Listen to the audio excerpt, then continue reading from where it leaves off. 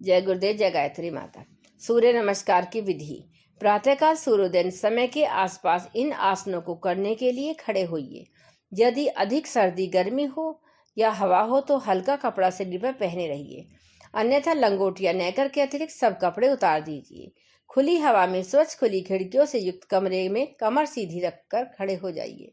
मुख पूर्व की ओर कर लीजिए। नेत्र बंद करके हाथ जोड़कर भगवान सूर्य नारायण का ध्यान कीजिए और भावना कीजिए कि सूर्य की तेजस्वी आरोग्यमय किरणें आपके शरीर में चारों ओर से प्रवेश कर रही हैं। अब निम्न प्रकार से क्रिया आरंभ कीजिए। पैरों को सीधा रखिए, कमर पर से नीचे की ओर झुकिए, दोनों हाथों को जमीन पर लगाइए, मस्तक घुटनों से लगे। यह पाद्य हस्तासन है। इससे टखनों का, टांग के नीचे के भागों का, जंघा का, पुट्ठों का, पसलियों का, कंधों के पृष्ठ भाग का तथा बाहों के नीचे के भाग का व्यायाम होता है। सिर को घुटने से हटाकर लंबी सांस लीजिए। पहले दाहिने पैर को पीछे ले जाइए और पंजे को लगाइए। बाएं पैर को आगे की ओर मुड़ा रखिए। दोनों हथेलियां जमीन से लगी रहें। निगाह सामने और सिर कुछ ऊंचा रहे।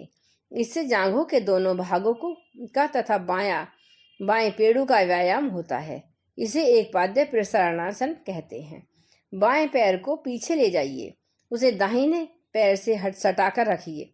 कमर को ऊंचा उठा दीजिए। सिर और सीना कुछ नीचे झुक जाएगा। यदि द्विपाद प्रसारणासन है, इससे हथेलियों की सब नसों का, भुजाओं का, पैरों की उंगलियों और पिंडलियों का व्यायाम होता है। दोनों पांवों के घुटने, दोनों हाथ, छाती तथा मस्तक, इन सब अंगों को सीधा रखकर भूमि में स्पर्श कराइए। शरीर तना रहे, कहीं लेटने की तरह निश्चेष्ट न हो जाइए। पेट जमीन को न छुए। इसे अष्टांग प्रणिपातासन कहते हैं। इससे बाहों, पसलियों, पेट, गर्दन, कंधे और भुज दंडों का व्यायाम होता है। हाथों को सीधा खड़ा कर दीजिए, सीना ऊपर उठाइए, कमर को जमीन की ओर झुकाइए, सिर ऊंचा कर दीजिए। आकाश को देखिए, घुटने जमीन पर न टिकने पाए। पंजे और हाथों पर शरीर सीधा रहे। कमर जितनी मुड़ सके मोड़िए ताकि धड़ ऊपर को अधिक उठ सके। यह सर्पासन है। इससे जिगर का, आंतों का तथा कंठ का अच्छा व्यायाम होता है। हाथ और पैर के पूरे तलवे जमीन से स्पर्श कराइए। घुटने और कोहनियों के टखने झुकने न पाए। कमर को जितना हो सके ऊपर उठा दीजिए। ठोड़ी कंठ मूल में लगी रहे, फिर नीचे रखिए। यह मयूरासन है। इससे गर्दन, पीठ, कमर, कूल्हे, पिंडली, पैर और भुजदंडों की कसरत होती है। यहाँ से अब पहली की क्रिया पर वापस जाया जाएगा। दाहिने पैर को पीछे ले जाइए। पूर्वोक्त नंबर 2 के अनुसार एक पाद्य प्रसारणासन कीजिए। पूर्वोक्त नंबर 1 की तरह पाद्य हस्तासन कीजिए।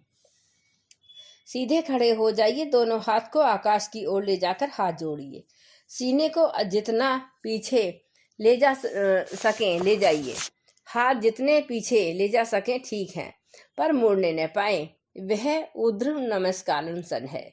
इससे फेफड़ों और हृदय का अच्छा व्यायाम होता है। अब उसी आरंभिक स्थिति पर आ जाइए। सीधे खड़े होकर हाथ जोड़िए और भगवान सूर्य नारायण का ध्यान कीजिए। यह एक सूर्य नमस्कार हुआ। आरंभ 5 से करके सुविधानुसार थोड़ी थोड़ी संख्या धीरे धीरे बढ़ाते जाना चाहिए। व्यायाम काल में मुंह बंद रखना चाहिए। सांस नाक से ही लेनी चाहिए।